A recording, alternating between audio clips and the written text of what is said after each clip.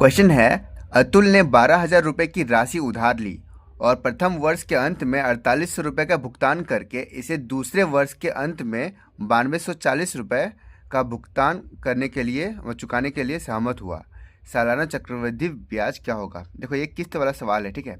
इसमें किस्त वाला सवाल है और इसमें हमें रेट फाइंड करना है कि रेट क्या है इसमें। तो सबसे आसान तरीका बताऊंगा। देखो, इसको ना सॉल्व करने का दो तरीके हैं, ठीक है। एक मैं अपना तरीका बताऊंगा और एक तरीका है ऑप्शन हिट।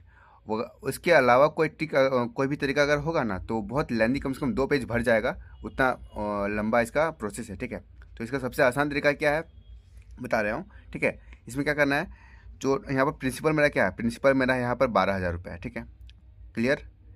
और यहाँ पर मेरा रेट दिया है फर्स्ट ईयर का है और यहाँ पर सेकेंड ईयर का है, ठीक है। फर्स्ट ईयर का कितना है यहाँ पर मेरा है, मतलब इंटरेस्ट दिया यहाँ पर पहले, यहाँ पर ये 4800 रुपये पहला साल दे दिया और दूसरे साल क्या दिया, 9200 रुपये दिया, ठीक है, 9240 रुपये। तो टोटल देखो 12,000 रुपये उसने उधार लिया और चुकाया कितना है, तो चुकाया टोटल पहले साल इतना चुकाया, दूसरे साल इतना चुकाया, तो टोटल कितना चुकाया तो जोड़ देंगे यहाँ पर। तो 8 2 10, 2 4 13, आएगा 14, ठीक है। मतलब 12,000 रुपये था और चुका रहा है वो इतना, ठीक है।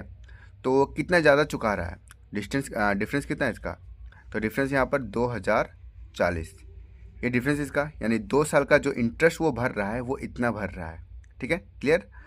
अब इसको अगर हम 1 साल का करें अगर हम, ठीक है, 1 साल का करें अगर हम, तो कितना आता है यहाँ पर 1020, ठीक है। 1020 1 साल में, मतलब मान लें कि 1 साल में अगर देता अगर वो, तो कितना देता है, इतना देता है, ठीक है।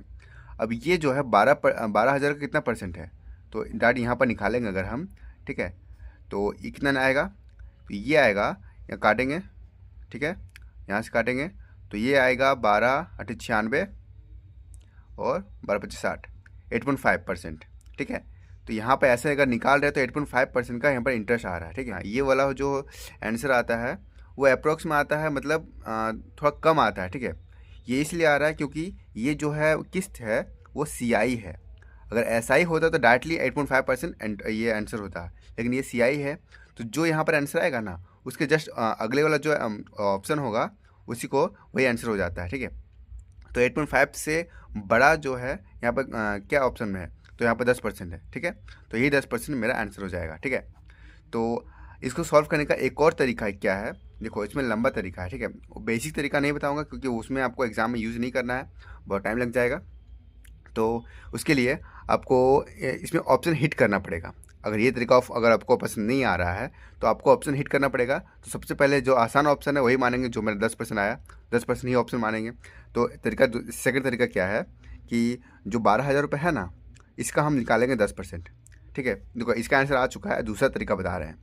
तो इसका 10% निकालेंगे, इसका 10% कितना आएगा, इसका 10% आएगा 1200 रुपया, ठीक है। यहाँ तक क्लियर, सॉरी यहाँ 12,000 लिख दिए हम, ठीक है। यहाँ 1200 रुपया आएगा।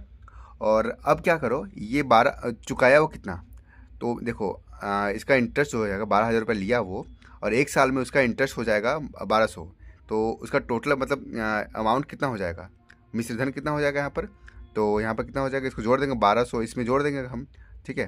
तो जोड़ देंगे कितना आ जाएगा यहाँ पर 2 ये 3, मतलब पहले साल में इतना उसको ब्याज देना पड़ेगा, ठीक है। तो 13,200 रुपये उसको देना पड़ेगा, लेकिन वो दिया कितना, पहले किस्त में वो दिया है 4800 रुपये, ठीक है। इतना देना चाहिए था लेकिन इतना दिया हुआ है, तो यहाँ पर कितना 4800 रुपये इसमें माइनस कर देंगे हम, ठीक है। 0 0 यहाँ पर कितना आ जाएगा 12 में 6 4, ठीक है। और यहाँ पर कितना आ जाएगा, ये 12 में 4 गया, ये 8400, ठीक है। अब 8400 रुपये इसके पास बचा हुआ, इतना पेड कर चुका है वो, लेकिन 8400 रुपया भी बचा हुआ है और इंटरेस्ट हमने 10% माना है, ठीक है। तो इसका फिर से 10% निकालेंगे हम, इसका परसेंट फिर से 10% निकालेंगे अगर इसका हम, तो कितना आएगा, तो फिर से 840 आ जाएगा, ठीक है।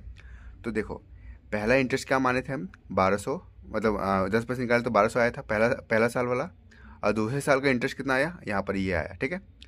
तो दोनों को जोड़ेंगे हम तो कितना आ रहा है यहाँ पर 0, यहाँ पर 4 8, ये हो जाएगा 8 2 10 और यहाँ पर 2 2040। देखो 2040 जो आ रहा है यहाँ पर, ये मेरा ईयर आ रहा है, ये मेरा टोटल इंटरेस्ट आ रहा है यहाँ पर।